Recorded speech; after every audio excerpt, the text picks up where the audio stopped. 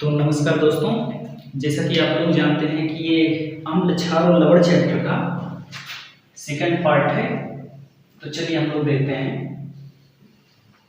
अम्ल क्षार और लवण चैप्टर का ये सेकंड पार्ट है। अगला टॉपिक है सूचक।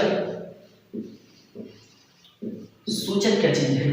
तो सूचक ऐसे पदार्थ होते हैं जो किसी पदार्थ की अम्लीयता अथवा क्षारीयता की सूचना देते हैं।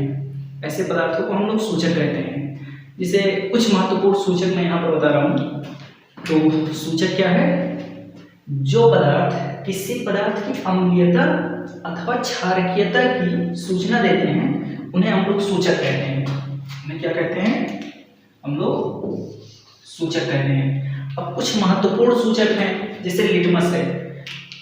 ये अम्ल में अलग प्रकार का रंग देगा, क्षार में अलग प्रकार का रंग देगा। जैसे लिटमस पेपर है तो ये अम्ल में लाल रंग प्रदर्शित करेगा और क्षार में नीला रंग प्रदर्शित करेगा।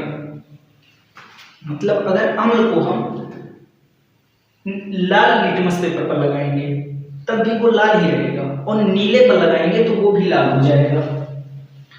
और क्षार को अगर लगाएंगे तो क्षार को अगर नीले लिटमस पेपर पर लगा रहे हैं तो नीला ही रहेगा, और अगर लाल पर लगा रहे हैं तो वो भी नीला हो जाएगा। मतलब कि लिटमस पेपर का रंग हमेशा क्षार में नीला ही प्रदर्शित होगा। मेथिल ऑरेंज में का क्या होगा? इसमें रहेगा और इसमें रहेगा पीला, और सेम चीज मेथिल रेड के साथ भी होता है, यही चीज रहेगा। फिनाफ्थेलिन क्या होता है? अम्ल में ये दर्शाता है रंगहीन रहता है, क्योंकि फिनाफ्थेलिन स्वयं भी एक प्रकार का दुर्बल अम्ल होता है, और इसमें ये दर्शाएगा गुलाबी रंग, हल्का गुलाबी रंग। इसी प्रकार से गंधीय सूचक भी होता है। एक नाम आता है गंधीय सूचक।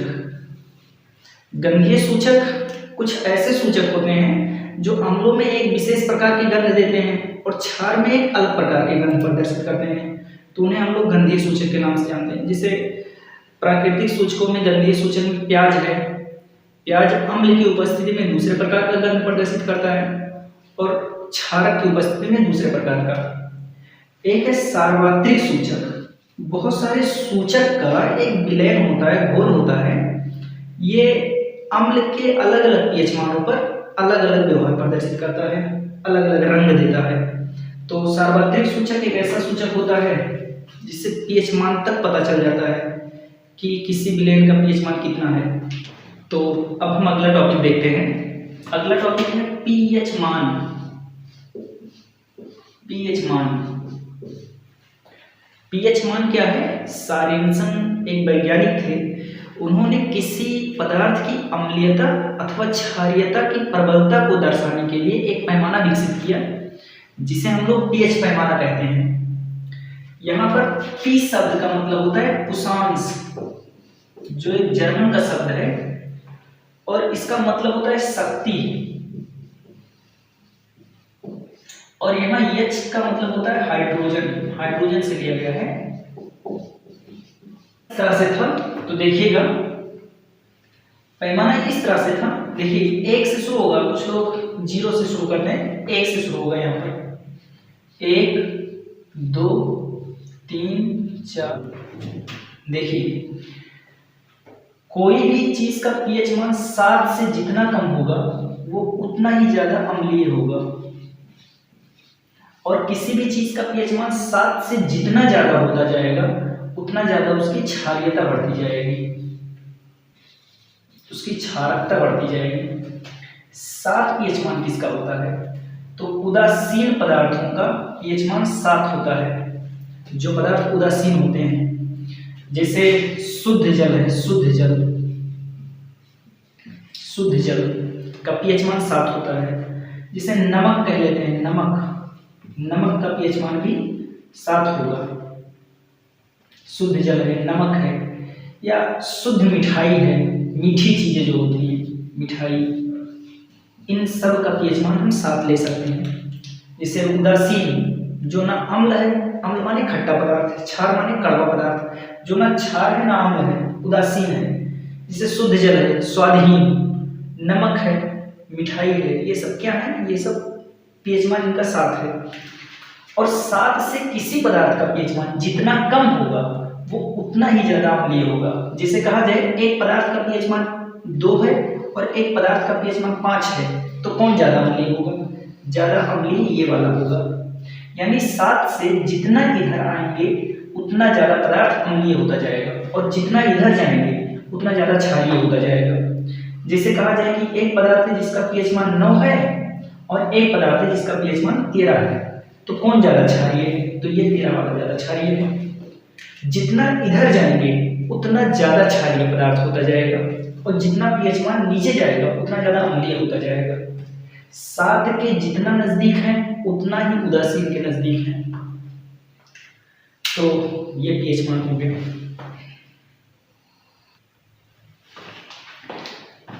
अब देखते हैं हम लोग पीएच मान का परिभाषा।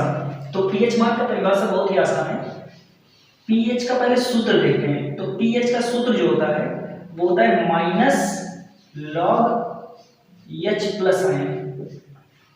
अब -log H प्लस आयन, इससे हम पीएच का परिभाषा कैसे बनाएंगे? तो पीएच मान का परिभाषा कैसे बनाएंगे कि किसी विलेन के हाइड्रोजन आयन की सांद्रता के लघुगणक के ऋणात्मक मान को हम लोग पीएच मान कहते हैं।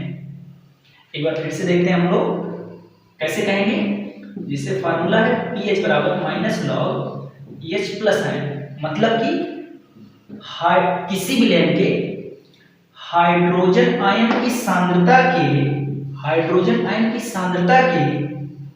लघुगणक के ऋणात्मक मान को पीएच मान कहते हैं। ये लॉग क्या है? लघुगणक है, लघुगणक। तो पीएच का परिभाषा हो गया कि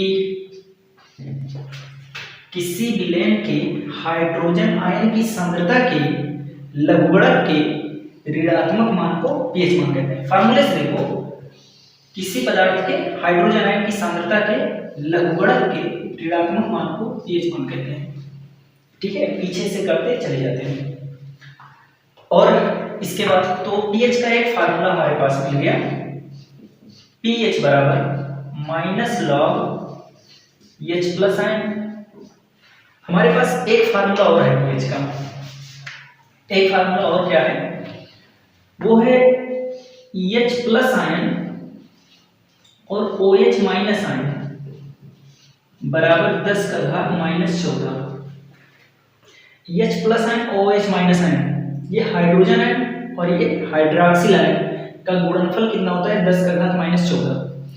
देखो, जब एक पानी के एक अणु को जब तोड़ते हैं तो ये दो चीजें देता है। एक तो देता है H प्लस आयन और दूसरा देता है OH माइनस आयन। अब ये पानी के आयन हैं, ये दोनों क्या हैं?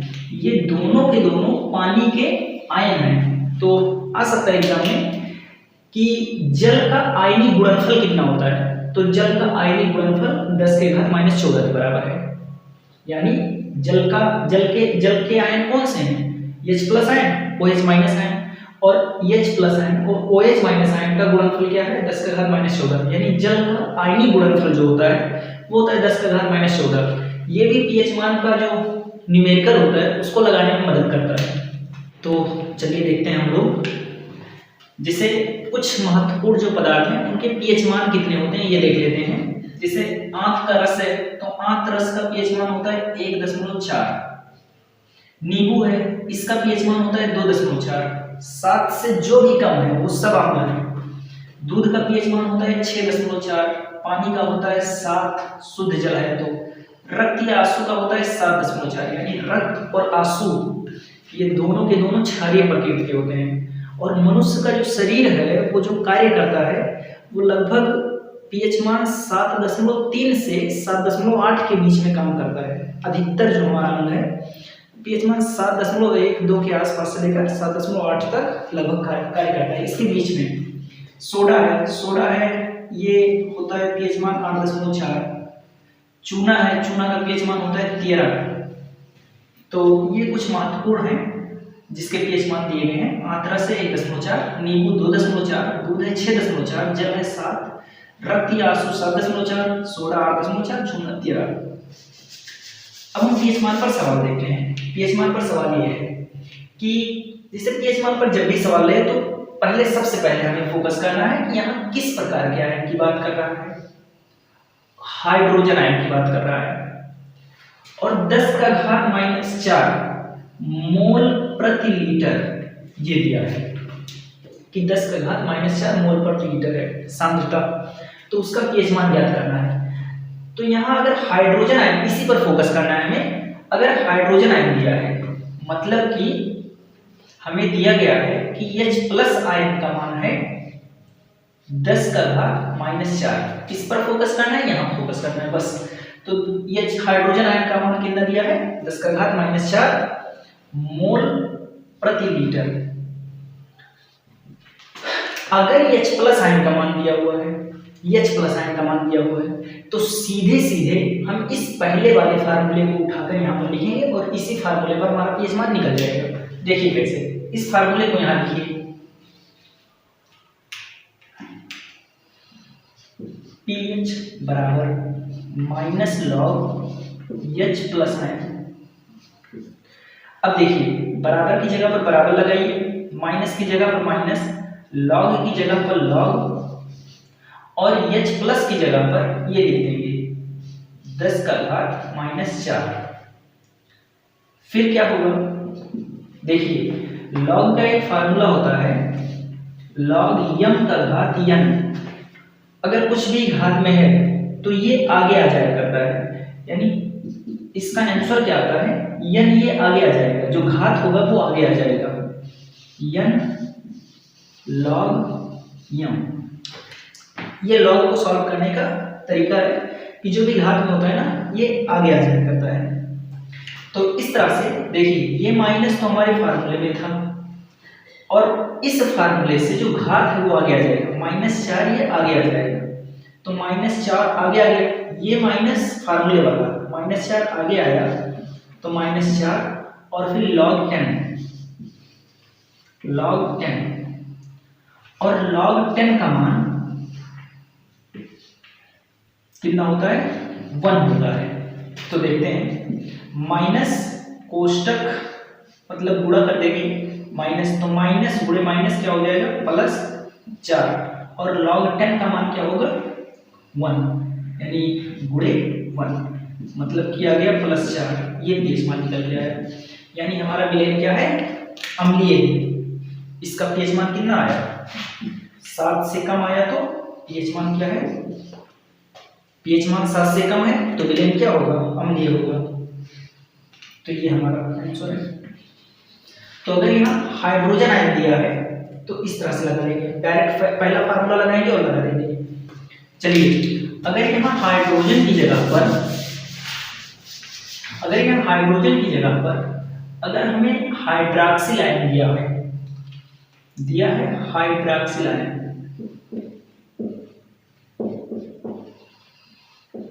हाइड्रॉक्सिल आयन अगर दिया है, हाइड्रॉक्सिल आयन, तो अगर हाइड्रॉक्सिल आयन दिया है, हाइड्रॉक्सिल आयन मतलब OH- आयन, इसका मान दिया है और OH- आयन का मान दिया है 10⁻⁴ मोल प्रति लीटर। तो हमें क्या करना पड़ेगा, अगर यहाँ हाइड्रॉक्सिल आयन दिया है तो पहले हम ये वाला फार्मूला लगाएंगे, ये वाला फार्मूला, इस फार्मूले को पहले लगाएंगे, फिर यहाँ से हाइड्रोजन आयन का मान निकालेंगे, फिर ले जाकर रख देंगे। देखिए अगर हाइड्रॉक्सिल आयन दिया है तो पहले ये वाला फार्मूला लगाएंगे, कैसे लगाएंगे देखते हैं, H+ आयन OH- आयन बराबर हो जाएगा 10⁻⁴। ये हमारा फार्मूला मैंने देख कर लिख दिया। फिर क्या करेंगे, H+ आयन की जगह पर वैसे ही रहने देंगे, H+ आयन की जगह पर वैसे ही रहने देंगे जैसे वैसे, और OH- की जगह पर, OH- का मान दिया है 10⁻⁴, तो OH- की जगह पर, OH- की जगह पर 10⁻⁴ लिख देंगे, 10⁻⁴ बराबर हो गया 10⁻⁴। अब फिर क्या करेंगे, 10 का घात -4 और ये दोनों गुणे में हैं तो ये उधर जाएगा तो बटे में, तो 10 का घात -14 बटे 10 का घात -4। तो 10 का घात -4 उधर चला गया तो इधर क्या बचा, H प्लस आयन बचा। और फिर H प्लस आयन का मान निकला 10 का घात -4 जब ऊपर जाएगा तो प्लस में हो जाएगा, इसका घात प्लस में हो जाएगा। 10 का घात -14 ये ऊपर है, 10 का घात -4 जब ऊपर जाएगा तो 10 का घात +4 हो जाएगा।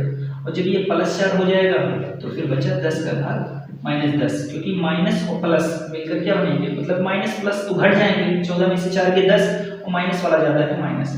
तो H प्लस का मान अभी हमें निकला है। और जब H प्लस का मान आ गया तो हम क्या करेंगे, ये पहला वाला फार्मूला लगा देंगे, pH बराबर -log H प्लस आयन, ये फार्मूला लगा देंगे।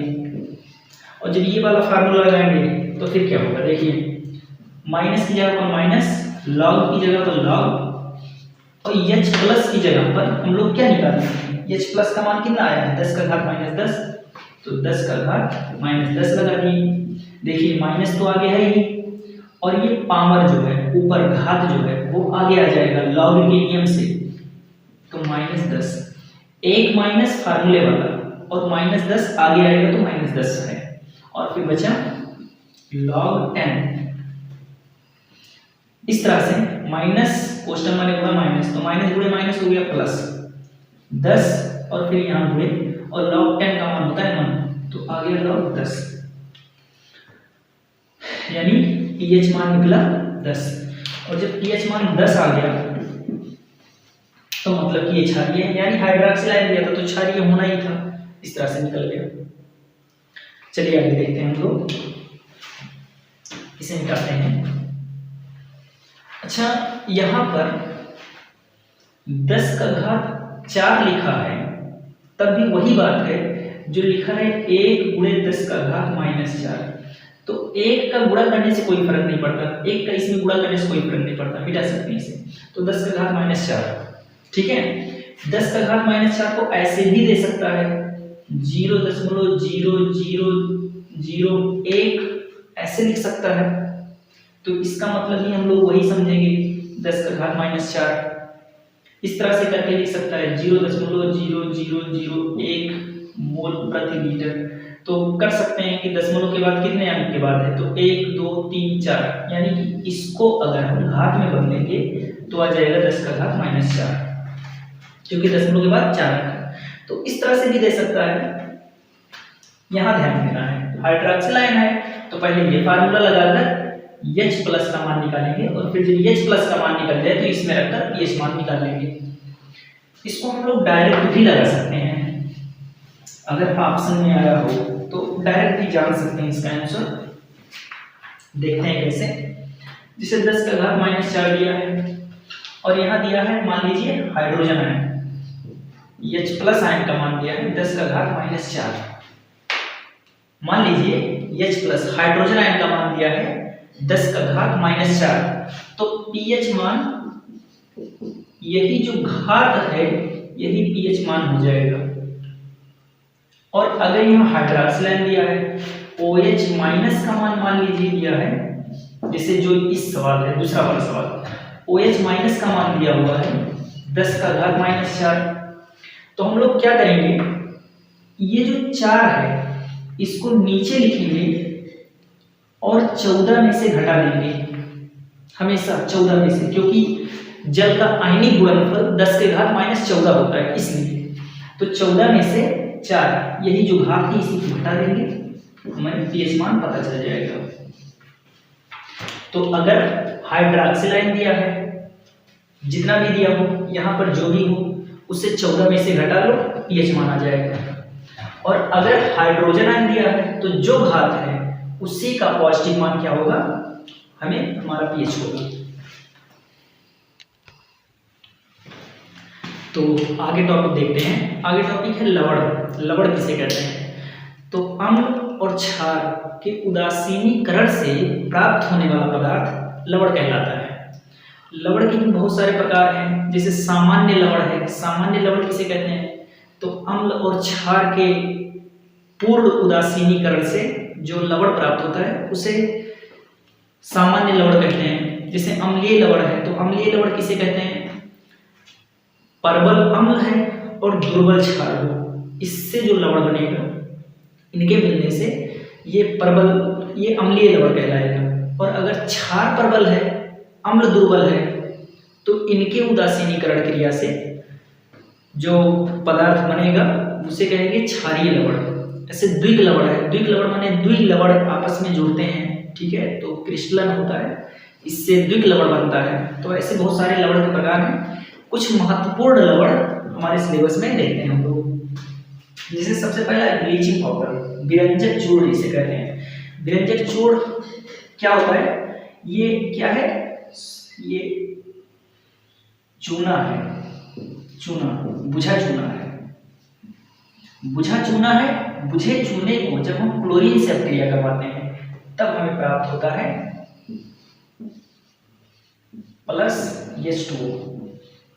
ये क्या है? यही विरंजक चूर्ण है, यही हमारा विरंजक चूर्ण है। इसका रासायनिक नाम है calcium hypochloride, calcium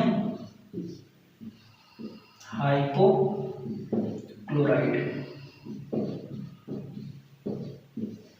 calcium hypochloride. विरंजक चूर्ण का कार्य क्या होता है? दो चीजें केवल पूछते हैं एग्जाम में। एक तो इसे बनाने की विधि, जो ये रही, भाषा में लिख सकते हैं कि बुझा चूना पर क्लोरीन गैस प्रवाहित करके कैल्शियम हाइपोक्लोराइड बना सकते हैं। इसका उपयोग में लिख सकते हैं। देखिए, दो उपयोग तो ऐसे हैं जो किसी भी रासायनिक पदार्थ में लिख सकते हैं। किसी भी चीज का उपयोग पूछे केमिस्ट्री में तो बता सकते हैं कि एक प्रयोगशाला में अभिकर्मक के रूप में, किसी भी कोई भी यौगिक हो उसको लिख सकते हैं कि प्रयोगशाला में अभिकर्मक के रूप में इसे यूज करते हैं। और कोई भी पदार्थ उसको लिख सकते हैं कि औषधि के रूप में इसका इस्तेमाल होता है। तो ये दोनों तो ऐसे हैं कि कोई भी किसी भी चीज का यूज पूछे कि इसका प्रयोग किस चीज में होता है तो बता सकते हो, प्रयोगशाला में अभिकर्मक के रूप में और औषधि के रूप में। तो इसमें से किसी का यूज पूछ ले। धामा सोडा का क्या यूज है? दो यूज बता सकते हैं, प्रयोगशाला में अभिकर्मक और औषधि के रूप में। तो सब में इसे बता सकते हैं। ब्लीचिंग पाउडर का भी, इसमें भी सबको बता सकते हैं, कोई भी यौगिक हो। लेकिन अगर रियल यूज, जो उसका महत्वपूर्ण प्रयोग है, उसको अगर पता है तो वही लिखने की कोशिश कीजिए। जैसे ब्लीचिंग पाउडर है, ब्लीचिंग विरंजक माने होता है बिना रंग का करना, यानी किसी पदार्थ का रंग उड़ाने के लिए हम लोग विरंजक चूर्ण का यूज करते हैं। तो रंग उड़ाने में जैसे कागज कपड़ा उद्योग में रंग उड़ाने के लिए, जैसे मान लीजिए न्यूज़पेपर जितने भी छपते हैं वो सारे के सारे सेल नहीं हो पाते हैं, कुछ कंपनी में वापस चले जाते हैं। तो उस पर क्या किया जाता है? विरंजक लगाकर उसे साफ कर देते हैं और फिर से नया मैटर उस पर छाप कर अगले दिन आ जाता है। तो इस तरह से विरंजक चूर्ण का यूज किया जाता है। पीने के पानी को कीटाणु रहित करने के लिए जो कुएं में डाला जाता है वो भी विरंजक चूर्ण होता है। पहले लोग कुएं में पानी पीते थे, बहुत सारे जीव जंतु उसमें कीड़े मकोड़े पड़ जाते, तो पीने के पानी को जीवाणु रहित करने के लिए भी ब्लीचिंग पाउडर का यूज करते हैं। चलिए बेकिंग सोडा देखते हैं। तो बेकिंग सोडा का जो फार्मूला है वो होता है 2 मतलब 2 तो संतुलित करने के लिए लगा देंगे, NaHCO3, सोडियम हाइड्रोजन कार्बोनेट, संतुलित करने के लिए 2 लगा देंगे, sodium hydrogen carbonate. Baking soda हमारे घरों में यूज होता है भोजन को स्वादिष्ट बनाने में। पेट में जब अम्लीयता हो जाती है, पेट में अम्ल की मात्रा जब बढ़ जाती है, HCl ज्यादा उत्पादित हो जाता है, तो उस अम्ल को शांत करने के लिए भी एंटी एसिड के रूप में इसको यूज करते हैं। पेट की अम्लीयता, जिसको एसिडिटी कहते हैं, उस एसिडिटी को दूर करने में। घावन सोडा कैसे बनता है? जिससे कपड़ा साफ होता है, जल की अस्थायी कठोरता दूर होती है, तो ये इसके उपयोग है। कैसे इसका निर्माण होता है? तो इसी अभिक्रिया को लिख सकते हो, यही ये क्या है? घावन सोडा है यही। तो इसी को उल्टा करके लिख सकते हो। इसको पहले लिखते हैं हम लोग 2NaHCO3। इसको हम लोग क्या करेंगे? गर्म कर देंगे। जब गर्म करेंगे तो क्या होगा? Na2CO3 बनेगा प्लस H2O बनेगा प्लस CO2 बनेगा। तो ये सोडियम कार्बोनेट बन गया।